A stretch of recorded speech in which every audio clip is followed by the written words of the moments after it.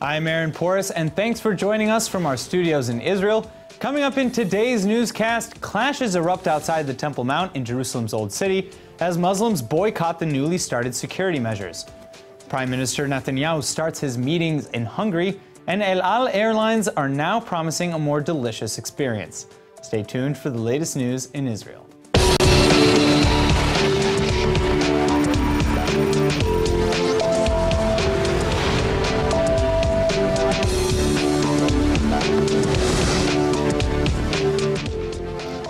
The tensions in Jerusalem are higher than ever as Muslims are now boycotting the Temple Mount compound.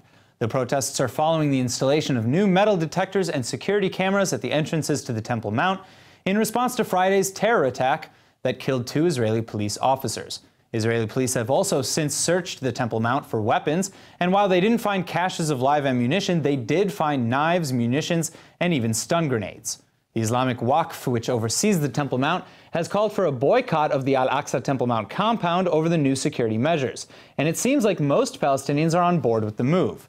While a few Muslims have ignored the call to protest and are passing through the metal detectors to pray at the Dome of the Rock as normal, many are now praying outside the gates of the Temple Mount and even in the streets. مش رفضوا بدهم يقولوا لك بتقدر تخشي بس عن طريق البوابة الإلكترونية هذا الحكي ما بيتمش علينا احنا. In addition to the boycott, Palestinian President Mahmoud Abbas's Fatah movement is calling for a day of rage today over the security measures, which they're arguing is a form of collective punishment that impedes their freedom of worship. They even want the world to force Israel to remove the metal detectors, which are a common sight in Israel. People going to the Western Wall and even to the mall or a bus terminal must pass through them. وإننا باسم القيادة الفلسطينية وعلى رأسها فخامة الأخ الرئيس محمود عباس والحكومة الفلسطينية وباسم كل شعبنا المرابط في القدس وفي كل مكان نرفض كل هذه الإجراءات الخطيرة والتي من شأنها منع حرية العبادة وإعاقة حركة المصلين وفرض العقوبات الجماعية والفردية على أبناء شعبنا وانتهاك حق الوصول إلى الأماكن المقدسة والمساسي بحق ممارسة الشعائر الدينية. The Israeli authorities say that the new security measures are necessary to ensure the security of all visitors at the Temple Mount. There are security measures that are being implemented, metal detectors as well as CCTV cameras that are being used, and the security measures will continue as long as necessary in order to make sure that the Temple Mount is safe and the areas are safe for individuals to walk around. Earlier today, Israeli police closed off the Temple Mount to Jews, claiming that a group of Jews had breached the rules of conduct. Jews are forbidden from praying at the Temple Mount, which is the holiest site in the Jewish faith. In related news, another riot around the Temple Mount broke out last night over the new security measures installed at the Muslim entrances to the compound. The clashes last night led to the hospitalization of around 16 people, including 2 Israeli police officers. Last night, after evening prayers were held outside the Temple Mount, a group of Arabs began throwing rocks and bottles at the police guarding the Old City, necessitating the use of stun grenades and rubber bullets to break up the riot. According to the Red Crescent, up to 34 people were injured in the riots. The Jerusalem police say quiet was restored to the area afterwards, but the unrest in the Old City of Jerusalem has been continual since Friday's terror attack on the Temple Mount, which killed 2 Israeli police officers. New Israeli security measures around the holy site have provoked outrage from the Jordanian Islamic Waqf and the Palestinian Fatah movement. The Waqf has been calling for Muslim worshippers to boycott the Temple Mount until the metal detectors are gone, and Fatah has called for a day of rage against Israel today. But Jerusalem Palestinians don't need any encouragement. هذه البوابات السياسية التي يريد منها الاحتلال أن نعتاد على ما يريد أن يقوم به من تغيير واقع المسجد الأقصى المبارك، فلذلك لن أدخل وأرفض الدخول سأبقى أصلي في أقرب نقطة حتى تزال هذه بوابات. Israeli Prime Minister Benjamin Netanyahu's current visit to Hungary has so far been marked by protests from Jewish community leaders in Budapest, who said that he should have canceled the visit. But that was before a surprising speech from the Prime Minister of Hungary, Viktor Orban. ILTV's Max Keisler has more on the story. Max, why was this trip so controversial to the Jewish community leaders? Well, Hungary is very intent on reclaiming the legacy of its World War II government, which was allied with the Nazis. Then, of course, there was this controversy with the George Soros ads. But after Orban's speech, I think Netanyahu really stands vindicated. Why? What did Orban say? Orban went further than any Hungarian leader ever has in admitting Hungarian complicity in the Holocaust. My Hungarian friends, I've talked to them, they're very surprised by this. And then to do this with Netanyahu standing right there, it's very powerful symbolism. This is a great success for Netanyahu. All right, let's see the rest of your story. When Hungarian Prime Minister Viktor Orban called former Hungarian leader Miklos Horthy a great statesman, the Hungarian Jewish community was appalled. Horthy had overseen the deportation of 450,000 Jews to the Nazi death camps and allied the state with Germany during the Second World War. But on Tuesday, at the Hungarian parliament, standing with Israeli Prime Minister Benjamin Netanyahu, Orban admitted that the Hungarian government had committed a sin against its Jewish citizens by failing to protect them in the 1940s. Szerettem volna számára is nyilvánvalóvá tenni, hogy Magyarország kormánya egy korábbi időszakban hibát, sőt bűnt követett el, amikor nem védte meg Magyarország zsidó származású polgárait. Szeretném világossá tenni, hogy a fölfogásunk szerint minden magyar kormánynak az a kötelessége, hogy minden állampolgárát származásával tekintet nélkül megvédje. A második világháború idején ennek a követelménynek, ennek az erkölcsi és politikai követelménynek Magyarország nem tett eleget. Despite Hungary's anti-Semitic history, they've had good relations with Israel for years now, and Netanyahu's visit marks the first time an Israeli leader has visited the state since the end of communism. It seems like good ties with Israel are leading to more honesty at home and abroad. I also want to thank you, Prime Minister, for standing up for Israel in international forums. You've done that time and again. We appreciate this stance, not only because it's standing with Israel, but also standing with the truth. While Orban's words aren't a full admission of guilt, it's an impressive step forward for the nationalist leader, and may open the door to further candor on the subject. For the Jewish community, which had felt abandoned by Israel, it's an important gesture as well. I'm joined now by Yosef Livni, the former Israeli ambassador to New Zealand, to discuss the Prime Minister's current visit to Hungary. Welcome back to the show. Thank you very much. So much for coming in. So Viktor Orban has made this admission of guilt almost on Hungary's behalf for the sin that they committed against the Jewish people in the Holocaust. Is this like a starting trend? Are we going to start seeing other Eastern European and Western European leaders apologizing for their part? Well, I don't know. I mean, we saw it in Paris that the new French president said something to this effect, and now the Hungarian. I don't think France and Hungary are in the same park, as it were. I think it was important. I think it should have been said, especially in light of the things that we saw last week. We heard the campaign against Soros and the concern which was expressed by the Jewish community there. I think that such visits to Hungary and to other countries that the Prime Minister will probably take in the future serve multiple purposes. Okay. They give us an opportunity to share with our friends in Europe what our concerns are, and anyone who lives in the Middle East has a fair share of concerns, especially Israel. Serves on the bilateral level to explore possibilities for trade and other issues. And of course, look, no Israeli Prime Minister in the foreseeable future can overlook the legacy of the Shoah, of the Holocaust. Right. So I think it's always an opportunity to make sure that the memory of what happened less than a century ago stays alive.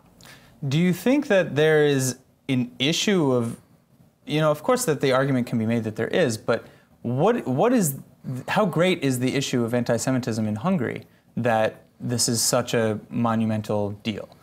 No, I think what happened was that the Jewish community there, and again, I read the same news as everybody does, the Jewish community expressed concern that the criticism leveled by the Hungarian government against George Soros could have some negative effect insofar as anti-Semitic propaganda is concerned. Well, to be fair, I mean, some of the ads that had come out against Soros, saying that he wanted to bring all these immigrants into the country and flood their borders and essentially destroy their country. In a sense, Orban went on to say the same thing about Netanyahu and Israel's role in Europe. He was talking about how Israel is playing this integral part, fighting terrorism and keeping immigrants out of their borders. That was a quote that he said at that same speech. So, is he equating in the same sentence where he's saying, no, that's not us, we didn't say that about George Soros, we're not racist, and then in the same breath he kind of applies that modus operandi to Netanyahu? Look, I'm not that familiar with the Hungarian Prime Minister.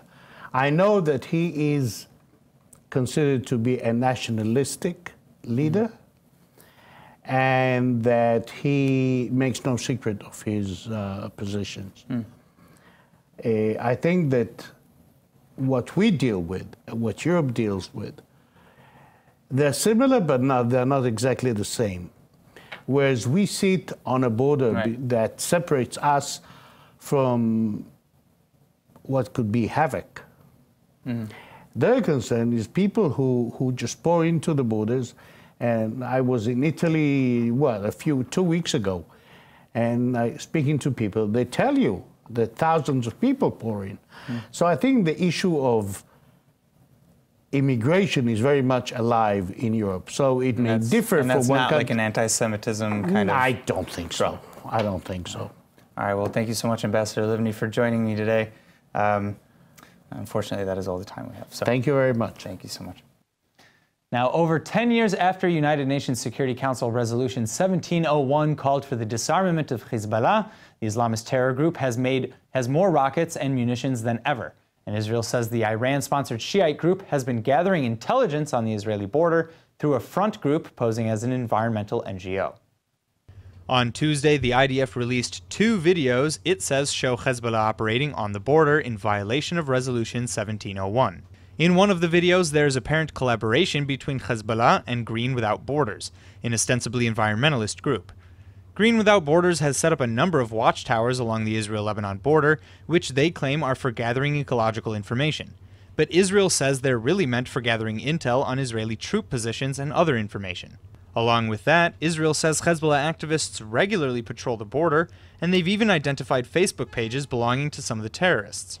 On Thursday, the United Nations Security Council is set to deliberate on the success of the decade-old Resolution 1701, where the UNIFIL peacekeeping force says that it's doing its job and that Hezbollah is not active on the border.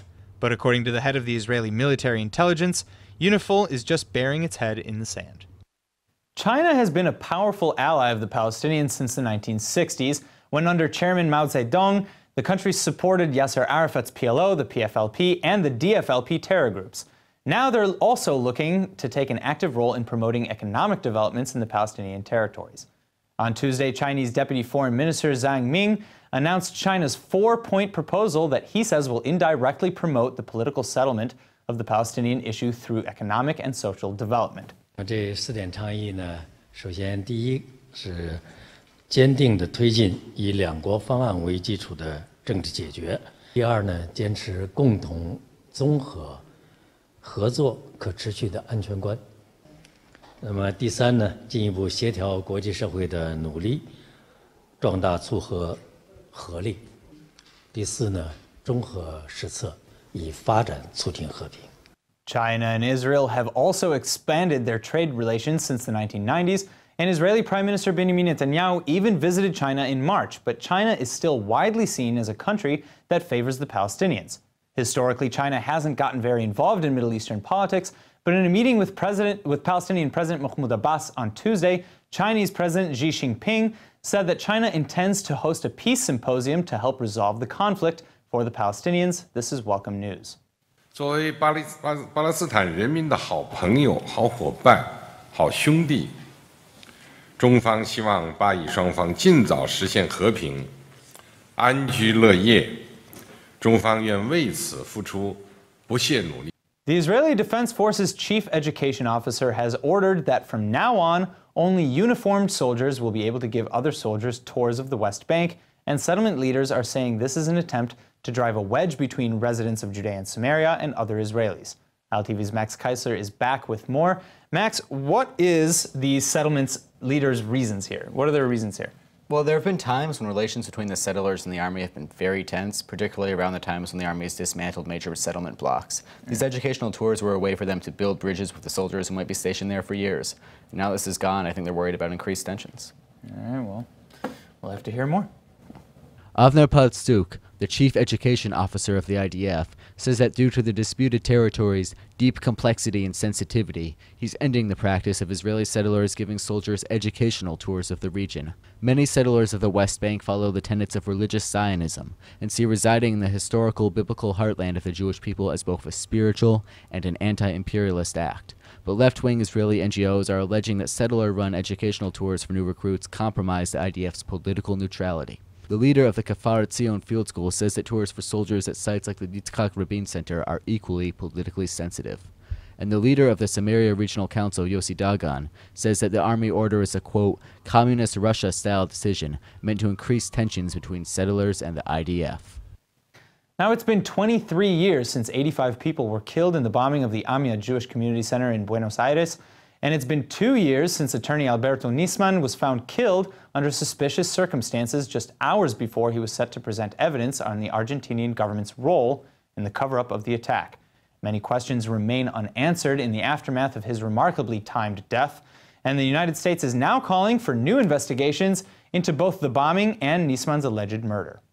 The United States State Department is noting the importance of clarifying the circumstances of his tragic death.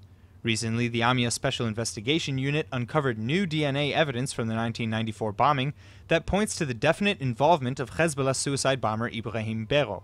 Nisman had pointed to Berro as the perpetrator of the attack, but believed he had received support from the Islamic Republic of Iran. Yesterday, at an event to commemorate the 23rd anniversary of the bombing, the current president of AMIA told the crowd of thousands that we know the truth about the AMIA massacre due to Nisman, and said that his death is indissolubly linked to the task in the AMIA case. On a related note, many suspect that former Argentinian President Cristina Kirchner was also somehow involved in Nisman's death. It really doesn't matter where you live. Everybody wants to feel safe, and if you can't feel safe in your own home, then where can you? Well, joining me now in the studio is Ehud Dinerin, the Enter Business Unit Managing Director for Multilock, to tell us about his company's smart door lock solutions. Thank you so much for joining me, by the way. So I see these beautifully white contraptions here. Why don't you tell me a little bit about what we have here? All right, so what we have here, we have a smart door lock. Actually, we have two versions that we have. One is the European one, and the other one is the US one, or the deadbolt. Okay. Before I turn it around, I want to make sure that you understand this is the inside, and this is the outside. So basically from the outside, you don't see anything. So this is the, you said the American version, and it has the same unit on the other side. I'll turn it around so you can see. All right. Of course, because the way the lock is done in the US, it has to be on top. So it's turned around. Okay. Now, what's nice about it is actually turn your door to be smart door. You don't need any keys. No more keys, which is great because you have perfect control of the door. It's, you know, convenience. You can go running. You don't need to carry the keys with you. And it's a very high security. That's part of what Multilock is doing. Okay, so tell me how that works then. All right, so first of all, when you're coming from the outside, you have different options to open it. So the first one would be the fingerprint. Okay. You just you swipe your finger, and then it will unlock. Okay. You see, it unlocked. Oh, wow. You can open. Now, no matter whenever you close it, it will automatically lock, which means it increases the security. If the kids ran out, and now they're just slamming the door, it will lock. It will not stay open. You don't have to worry about it. You don't have to worry about getting locked out without keys either. Exactly, because that's going to be installed somewhere around the door on the outside. All right. Please. Then another option that you have is using the remote control. Okay. So, you know, other people... Yeah, sure, go ahead. You press it. You see it unlocked. Oh, that's cool. Now, I like the pressure on that, too. Yeah, sure. And then when you close it again, auto-locking. Wow. And then another way, if you want only a code, which you can do the same here, but that's another unit that you just need to wake the unit and type the code, and it will unlock. So, okay, so first of all, how did you come up with this product? How was this? Where was the? Okay, well, Multilock is about 40 years in the market. Oh wow! It's a high security company, and we were looking for something new that we can do to bring some new message to the market, because we were selling cylinders, lock, all the convenient stuff.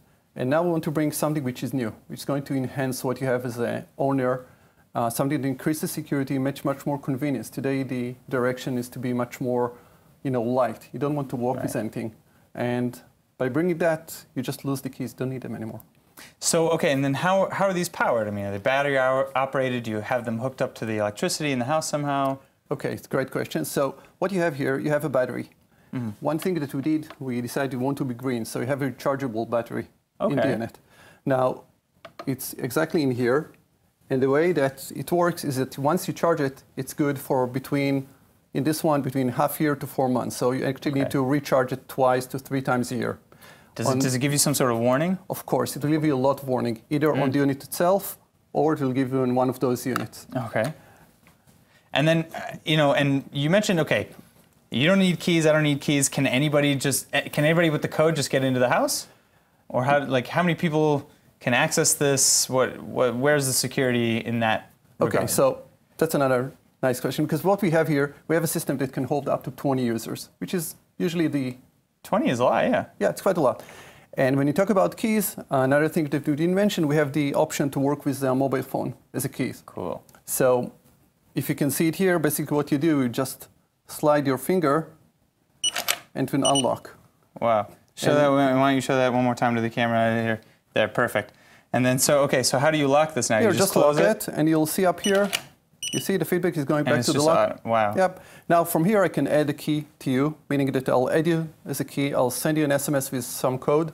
Once you get to my home, you'll punch in the key. All right. And you can get in. So, okay, so final thing, because we only have a few more moments, but where can we find these products? Where are they available? Okay, those products are available through all the locksmiths, multi-locks, locksmith channel. Chains? Yeah, okay. And another option is you can go online to our website, and then you can see all different locations, and you can just get it. Well, this is amazing, and I can't wait to see this on every door, because this is just such a cool thing. It's very futuristic. It's very sleek. It's ergonomic. I love it. I hope the best for this product in the future, and I can't wait to see what comes next. Thanks. Thank you so much for coming in. Thank you. All right, now the Duke and Duchess of Cambridge were at a Nazi concentration camp yesterday as part of a goodwill tour across Poland and Germany, intended to keep ties warm after Britain leaves the European Union. Prince William and wife Princess Kate flew to Gdansk to tour the former Stutthof forced labor camp, and with none other than 2 Stutthof survivors, British 87-year-olds Manfred Goldberg and Ziggy Schipper. For Schipper, the trip would not have even ever happened had it not been for Will and Kate's visit, as he had not been back to Stutthof since his internment there. But since he was there, he could confirm how hard the site had impacted the royal couple. Reportedly, in the camp's guest book, the two wrote, quote, "This shattering visit has reminded us of the horrendous murder of 6 million Jews, and all of us have an overwhelming responsibility to make sure that we learn the lessons and that the horrors are never forgotten or repeated," end quote.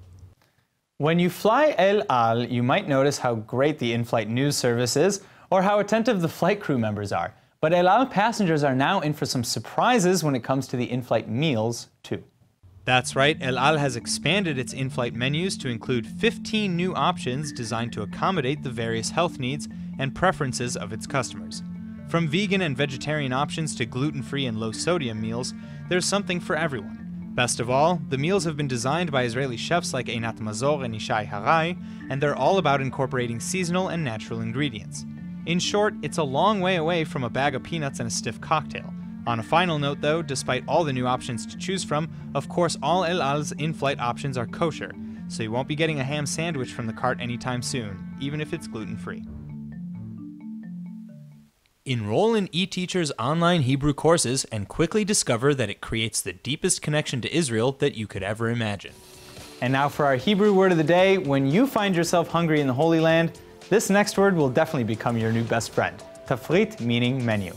When you sit down in a restaurant, what do? You look at the tafrit, of course. If you don't read Hebrew, not a problem. Just ask for a tafrit be'anglit or an English menu.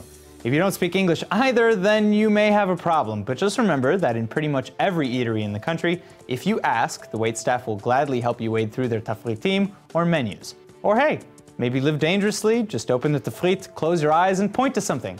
That's pretty universally understood too. Now let's go ahead and take a look at the weather forecast.